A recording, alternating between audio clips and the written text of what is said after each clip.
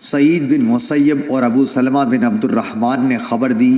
کہ حضرت ابو ہریرہ رضی اللہ تعالی عنہ نے کہا کہ میں نے نبی کریم صلی اللہ علیہ وسلم سے سنا، آپ صلی اللہ علیہ وسلم نے فرمایا کہ جماعت سے نماز اکیلے پڑھنے سے 25 درجہ زیادہ بہتر ہے، اور رات دن کے فرشتے فجر کی نماز میں جمع ہوتے ہیں۔ پھر ابو ہریرہ رضی اللہ تعالی عنہ نے فرمایا کہ اگر تم پڑھنا چاہو تو سورہ بنی اسرائیل کی یہ آیت پڑھو، ان قرآن الفجر کان مشہودا، یعنی فجر میں قرآن پاک کی تلاوت پر فرشتے حاضر ہوتے ہیں۔ اعمش نے بیان کیا کہ میں نے سالم سے سنا، کہا کہ میں نے ام درداء سے سنا، آپ نے فرمایا کہ ایک مرتبہ ابو درداء آئے، بڑے خفا ہو رہے تھے۔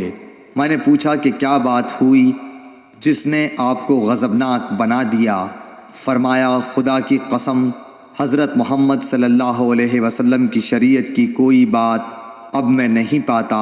سوائے اس کے کہ جماعت کے ساتھ یہ لوگ نماز پڑھ لیتے ہیں۔